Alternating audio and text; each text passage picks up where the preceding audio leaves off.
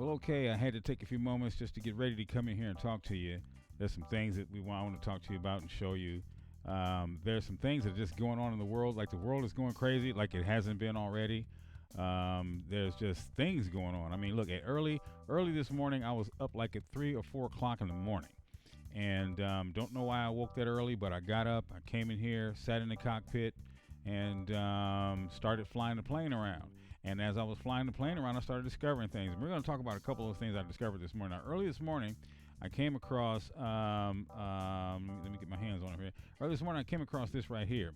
And this is some breaking news that an assassination has been made today in Iran. So we're going to take a listen at this real quick and see what's going on. Listen up. In a major escalation in tensions between the U.S. and Iran, the top Iranian general has been killed in an airstrike while leaving the Baghdad airport. The Pentagon confirmed the U.S. military carried out the attack. Qasem Soleimani was one of the most powerful figures in the Middle East and had been the top military man in Iran for more than 20 years. This attack comes after Iranian-backed groups breached the U.S. embassy in Baghdad just 2 days ago. We now turn to ABC's Kara Phillips, who's with President Trump in West Palm Beach, Florida. Kara. When reports of the airstrike at the Baghdad airport broke tonight, there was one question on everyone's mind. Was the United States responsible? Well, the president was cryptic. He responded with only a picture, tweeting out the image of the American flag. Of course. My White House sources were able to confirm that not only did the strike happen, but it was ordered by President Trump. The Pentagon announcing that the strike did indeed kill the powerful commander of Iran's Revolutionary Guard Corps, Qasem Soleimani, as well as the head of an Iranian-backed Iraqi militia. And it was ordered by President Trump. Now, here in the U.S., Republicans are calling this a success, saying Trump made a brave and correct call. But the president is also facing questions from his critics on Capitol Hill, asking if the United States carried out the assassination without authorization from Congress, potentially bringing this country to the brink of an all-out war. Kira, thanks. Joining us now is ABC News Chief Global Affairs Correspondent Martha Rennis. Martha, you were on the ground in Iraq with Soleimani not too long ago. What was his presence like there? Well, when ISIS was taking over towns in Iraq, Soleimani would often be seen in Iraq, traveling back and forth between Iran and Iraq to help lead the fight, these Iranian-backed militias against ISIS. He was a very strong but very mysterious presence in Iraq. He was not high profile by any means, but people certainly knew he was there and certainly knew what he was doing in trying to defeat ISIS. But I will also say this guy's that fighting his ISIS. presence was felt throughout the war there because he was responsible for the death of many Americans, and I heard soldiers in general, but everyone talk about that and what the Iranians had done and the Iranian weapons that were present those are the guys that put ISIS in place. American troops. So clearly this is a victory tonight then for the Trump administration, but I would imagine that Iran will have a response, yes? I think it's almost certain Iran will have some sort of response, even given what we've heard from them this evening in tweets, and that the United States in some way will pay for this. I think the important thing here to look at in any kind of Iranian response is whether they take credit for it. Remember with the attacks earlier this year on the Saudi oil fields and the drone attacks, they talked about the drone, but they did not talk about the Saudi oil fields. They did not take responsibility for those attacks. In fact, the foreign minister in Iran told me in person when I was in Tehran that some of those must have been photoshopped, that they weren't responsible for those things. So I think if Iran has some sort of response to the killing of Soleimani and they take credit for it, they are looking for a larger conflict. If they So why would Iran take credit for the assassination of their own guy? You hear what she just said? If Iran has a response for the assassination, then they should take credit for it. Listen to what she says. They are looking for a larger conflict. If they don't, I think they want to tamp this down. Let's back that up. They are looking for a larger conflict. If they don't, back here, has some sort of response after the killing of Soleimani, and they take credit for it, they are looking for a larger conflict. If they don't, I think they want to tamp this down. Arthur Radis, thank you so much. Joining us. Okay, so that's enough of that. That's enough of that. I just wanted to show you that this morning we broke that out at 3 or 4 o'clock this morning. I was pasting that all over the internet and different places for people to see. Now, there came a response right after that. There was a response that the United States assassinated one of their top guys. Okay, this is a top guy. This is a top dude. This is like Saddam Hussein. This is a top guy. It's not a low-level guy. This is a guy that runs things in the country. So he got assassinated with a bunch of other people. Now, they're saying that on their side, they're saying that other civilians were also killed. And that's what happens. You know, there's always a fallout, you know. So America drops a bomb and a bunch of people gets killed, you know. But then when they drop a bomb on that side and a bunch of civilians get killed, then, you know, you hear the Westerns go, oh, they killed a bunch of, they're killing babies now. Like we haven't done it when we drop bombs. Now, here's the thing. Here's the main thing I want everybody to get. Like, listen. You hear these people saying we are going to war. Understand this. We, you and I, we're not going to war. They are. They're fighting that war. See, I didn't run up on a Palestinian and slap him in the face and tell him I want to get down with you. A Palestinian has not run up in my face and slapped me and told me he wants to get down with me.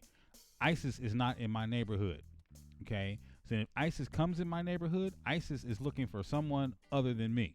It's not looking for me because I'm not the problem. Okay, they're looking for someone else. I want you guys to hear me really clearly. They're looking for someone else. They're not looking for me, and they're probably not looking for you, but they're looking for someone else. So we are not at war. They are at war. Okay, when the war kicks off, I'm going to show you.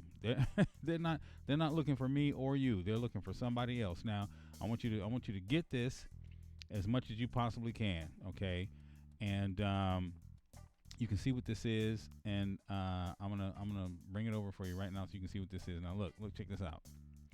No, we already had that guy. We want this guy right here. Okay. Now, see that guy right there? I want you to really get a good idea of what this guy says. Iraq's Sadr reactivates the anti-U.S. Mahdi army after a deadly strike. If you don't know what the Mahdi army is, I suggest you Google that. Okay? He reactivates the Mahdi army. This guy right here just reactivated the Mahdi army. Okay? So you might want to go look that up and see what that is.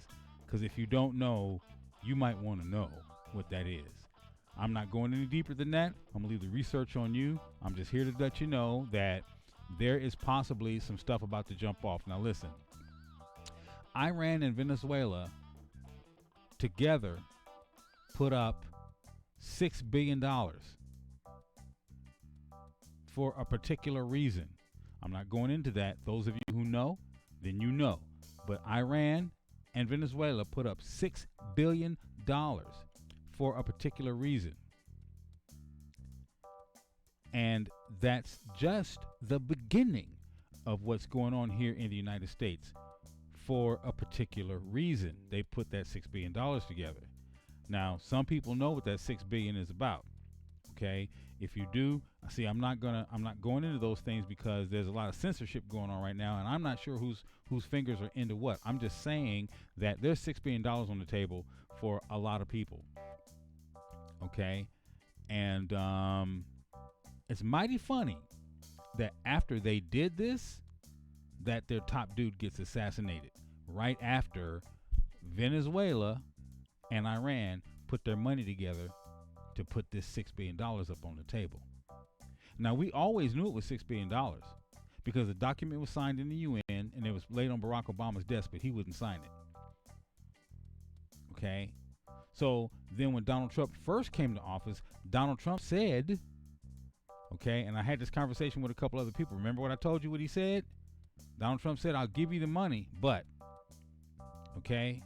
So now that it's public, that Iran and Venezuela put that $6 billion on the table, all of a sudden, Iran's top dude gets assassinated?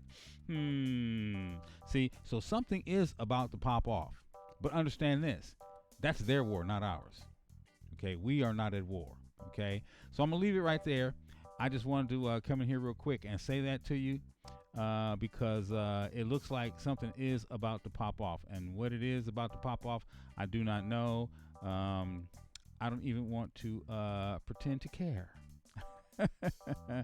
Really, I don't. So I'm trying to see what I could do here to make my exit. But, oh, that's a good one. Let's do that one. That's a good one to make my exit on. So, I thought that everything was going to be all right in the new year, but people are having problems in a major way. Did you guys see all this tumbleweed? And I want you guys to take a look at something here. I'm going to take this out, but I want you guys to take a look at something right here, okay? And let me get it over there for you. I'm going to bring it over. There it is. So here we go. Take a look at this. This is on your New Year's, okay? This is what happened just a couple days ago on your New Year's, because your New Year's. All right, check it out. Flying around in parts of Washington New Year's Eve. Look at all of that. That is unbelievable. It actually buried drivers while they were driving on the road and forced them to close a road. So again, this was Washington State New Year's Eve. Several drivers got stuck about 20 miles west of Richland. This is in south central Washington State. Some people were able to get out and they abandoned their cars on the highway. The wind was gusting over 40 miles an hour at times, and some of that tumbleweed was just being blown about 30 feet high in some spots. Police and the Department of Transportation had to use a snow plow to clear the brush and release some of the cars. As you might imagine, that was a pretty daunting task. It took all night, and the road was closed for about 10 hours. Luckily, no injuries were reported. Okay, so